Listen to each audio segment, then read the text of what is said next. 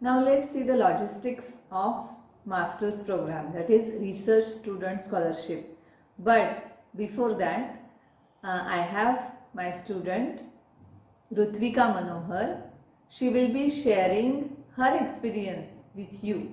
She got MEXT scholarship for research student and she went to Japan. She did her masters and now also she is doing her PhD in Japan.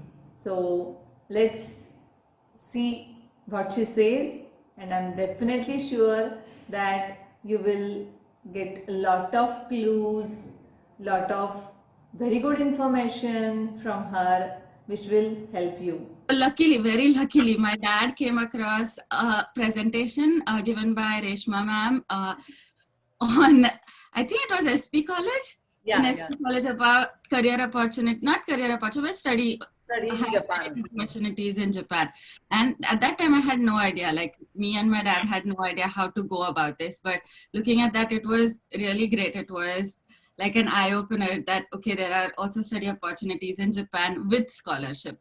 So then we took an appointment with Reshma ma'am, and then she explained to us that there is a scholarship called MEXT, which is given by the Japanese government, and you can apply to this scholarship through the embassy. So that is what I decided to do, and then Reshma ma'am really helped me to go through with the procedure, and we tried to figure it out together, kind of, to how to approach it. The procedure is that first I visited the website of the Japanese embassy in India, and on the website you actually can find everything, like a detailed way to go about getting the MEXT scholarship.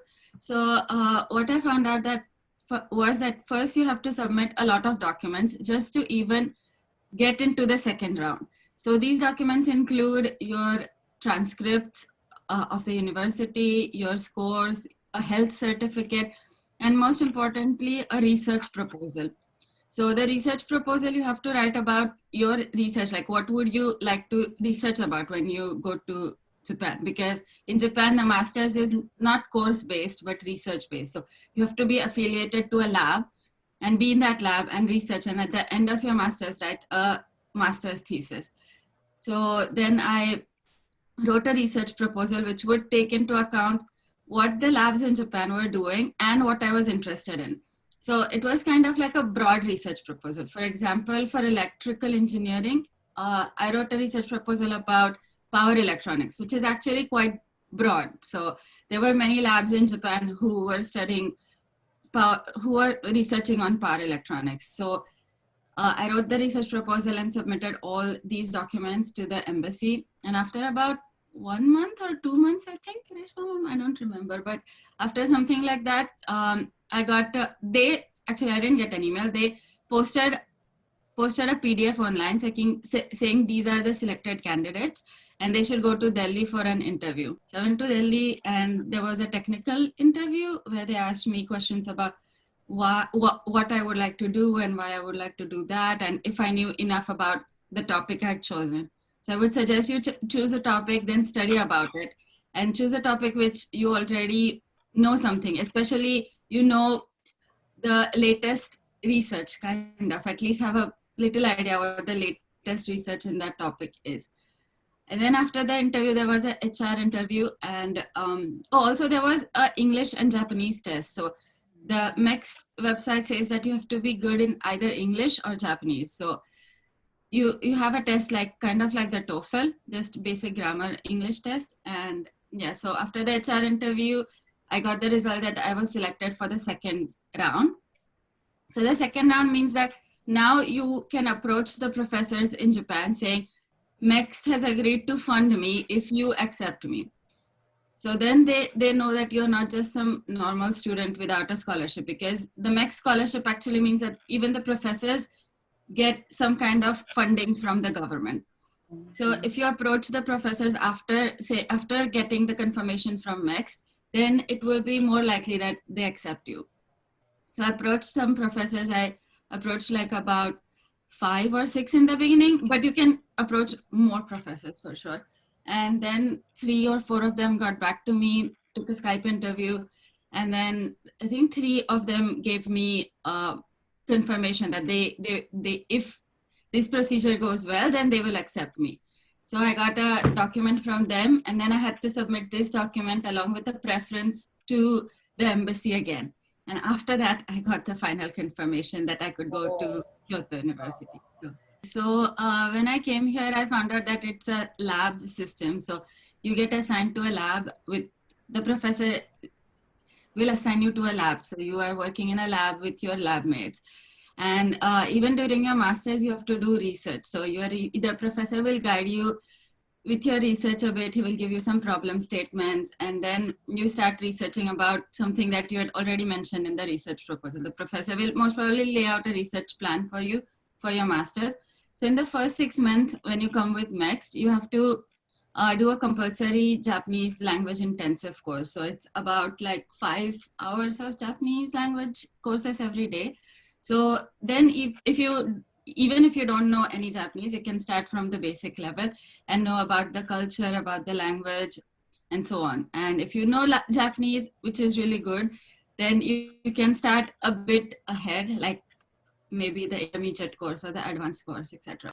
And after that, you go to the lab and start research. The professors are, for me at least, was really helpful.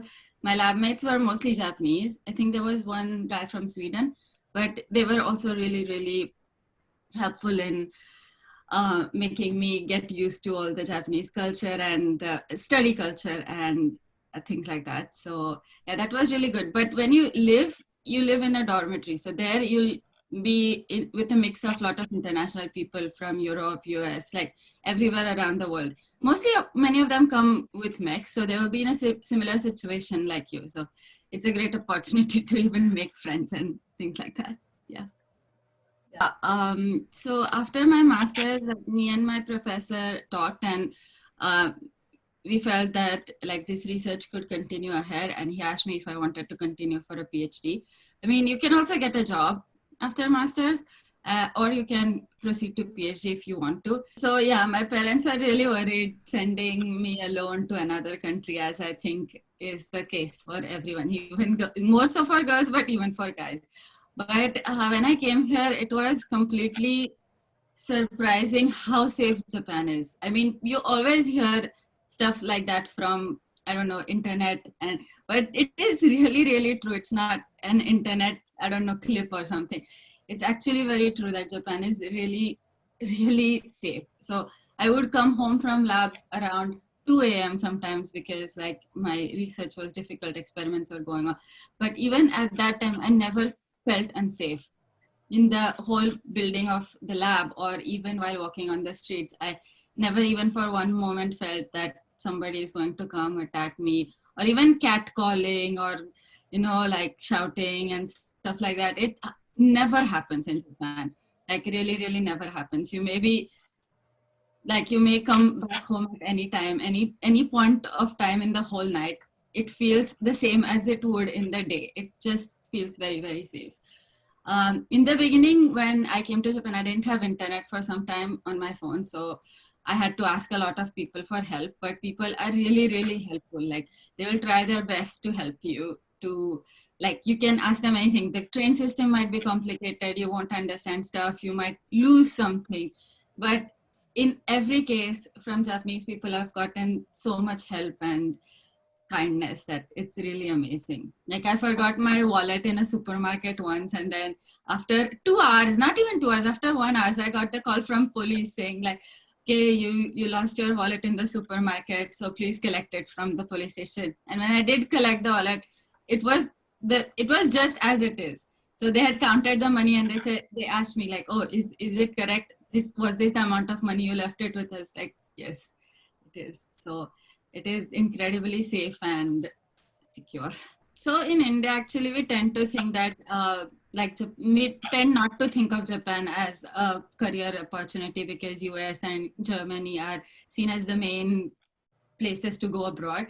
But I would suggest that like people look at Japan as a career opportunity as well, because my experience here has been really, really enriching. It has made me think in a very different way. You get to know the global community as well. You live with international people, and So you get to know other cultures as well, like European cultures, very closely, because these become your best friends. So you get to know their cultures really closely. So for me, this has been a very important experience, that I could make friends all over the world, and I could actually broaden my horizons into, like, so I, rather than keeping it narrow and just hanging out with just Indian people in a closely knit group, I could experience more of a global culture here, along with Japanese culture, of course.